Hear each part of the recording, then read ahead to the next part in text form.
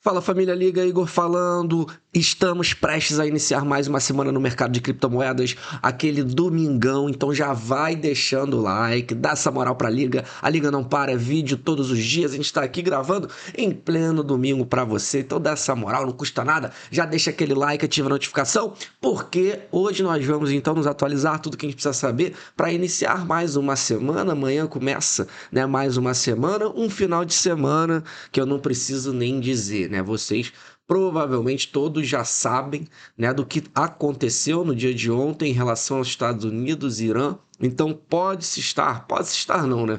Digamos que se intensifica mais um conflito no mundo e a gente vai ver então um pouco disso, das consequências e do mercado, óbvio, como isso afeta o mercado de criptomoeda. Então vamos embora, família, vamos que vamos direto aqui para os gráficos. Então gráfico semanal na tela. A gente nota que a grande verdade é que desde que a gente fez uma queda acentuada, como eu sempre falo para vocês, estamos num período de lateralização, o que é, tá, família, o mais provável que acontece, né? Sempre após grandes períodos não, sempre após, né, uma queda vertical, o que a gente tem é, no mínimo, aí, algumas semanas de acumulação, até mesmo uma subidinha para esperar as duas médias móveis, o Bull Market Support Band descer e encontrar com os preços.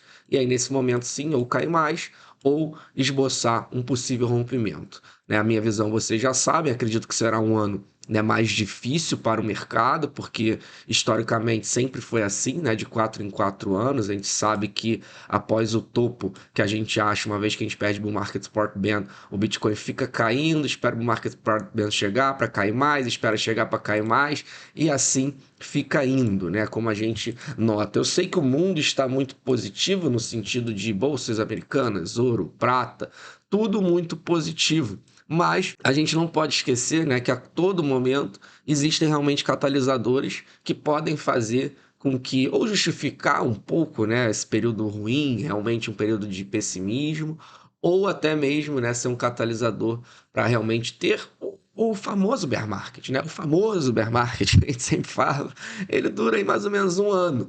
Então, sempre acaba, né, o bull market, geralmente no último trimestre do ano posterior do halving, embora esse não tenha entregado uma alta expressiva, foi isso que aconteceu novamente. E desde então o Bitcoin ele vem caindo e até mesmo lateralizando, que é o normal, né? Isso tem que durar mais ou menos um ano para ser similar ao que foi no passado. Muita gente duvidou e ainda duvida, né? Porque realmente a gente está com notícias, fatos, o mundo está relativamente, né, positivo, as inflações nos países caindo, controlada, consequentemente baixa de juros, Estados Unidos tem um presidente agora pró-cripto, a gente tem ETF, né, nos Estados Unidos agora, spot Bitcoin, a gente tem empresas, tesourarias, enfim, tudo isso que vocês já sabem. Mas a grande verdade é que o mercado não só ele não correspondeu, né, a isso, como ele continua aqui em baixa, continua em queda, continua lateralizando.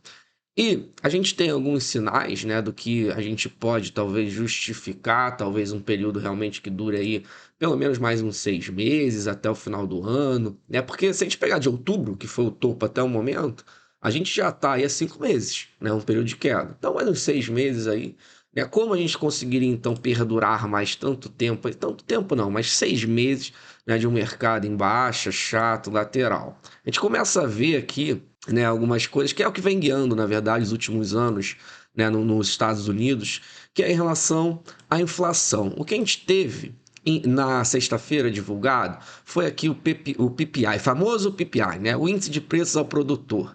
Eles vieram mais fortes do que o consenso esperava. O que isso significa? Significa que as coisas estão mais aceleradas para lá do que as pessoas esperavam, isso já é um fato. Mas isso aqui é a inflação de fato, né? Os preços vieram mais fortes do que o consenso esperava, mostrando então que a inflação ela ainda persiste ali, ela ainda dura, o que pode fazer com que todo mundo está esperando, o que todo mundo quer há 4 anos, quer que finalmente os juros caiam nos Estados Unidos, que ele volte a níveis lá, os níveis históricos, que sempre foi ter uns juros muito baixos nos Estados Unidos, todo mundo está nessa expectativa, porque quando os juros caem, o mundo inteiro, como é o principal país do mundo, quando os juros caem nos Estados Unidos, o mundo inteiro se beneficia, porque todo o dinheiro que está lá no Tesouro, ele perde o incentivo de ficar guardado lá, porque você você está sendo mal remunerado se o juros está baixo. Então, quanto o juros estiver historicamente mais alto que a média, as pessoas vão ter incentivo de deixar o dinheiro parado lá,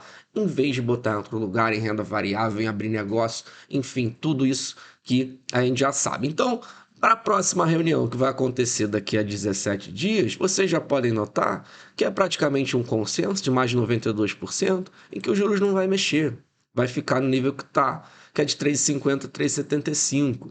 Então, notícias como essa, dados como esse, podem perdurar, né? Esses juros que está agarrado, essa inflação. Não é que a inflação esteja alta, mas ela tá ali, tipo, cara, não cai, entendeu? Não tá alta, mas também não cai no nível de 2%, que é o nível que eles buscam.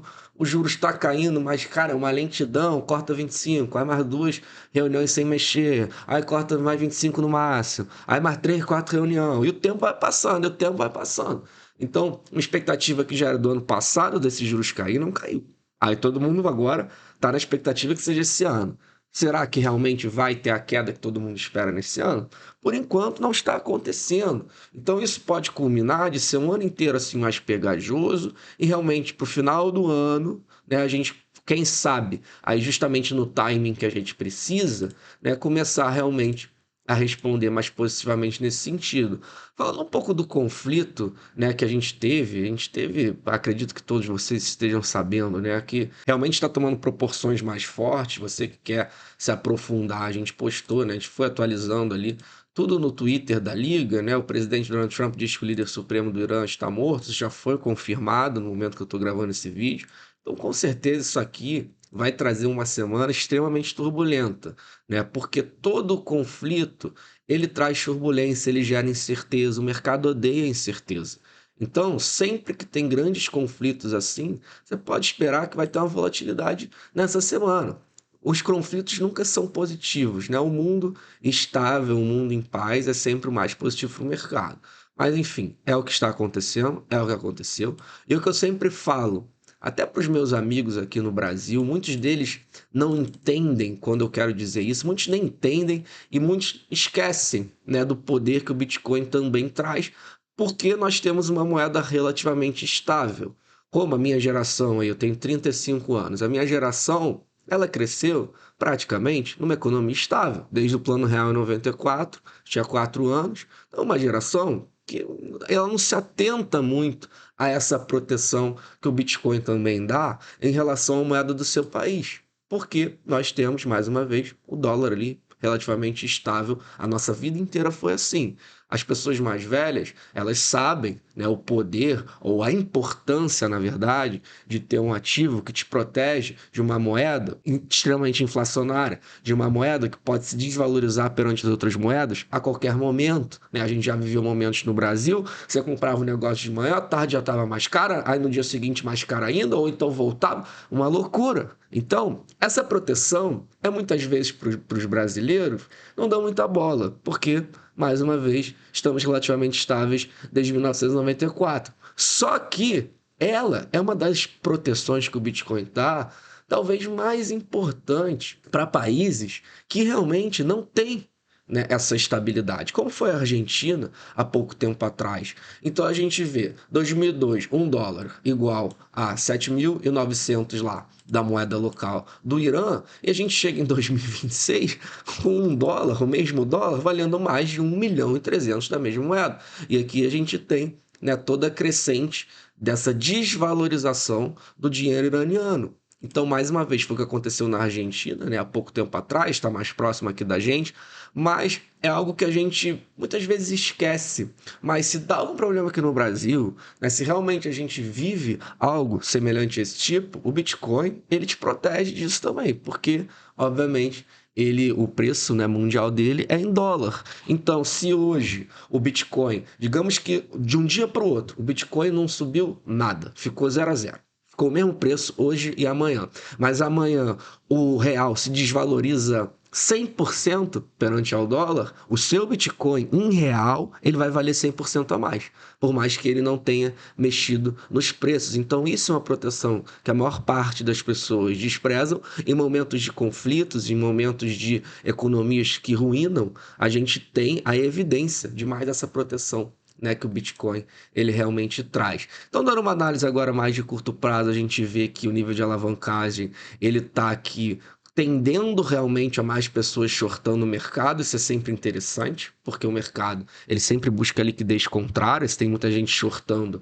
ou bem menos gente abrindo long do que short, ele tende o quê? A subir para buscar pelo menos esse short squeeze de curto prazo e aí depois voltar para os níveis atuais. Mas a gente vê que as pessoas, né, elas estão realmente com medo, elas estão abrindo short no mercado futuro e realmente é um momento muito único no Bitcoin, negativamente, a gente pode falar dessa forma, porque, por exemplo, a gente está lidando com coisas que a gente não viu no passado, digamos, janeiro e fevereiro negativo. Você nota que a gente nunca viu isso no passado, né? Sempre foi pelo menos um dos 2 meses positivo. E pela primeira vez, a gente tem 2 meses negativo no início do ano. E não só 2 meses, né? A gente pode puxar mais para trás.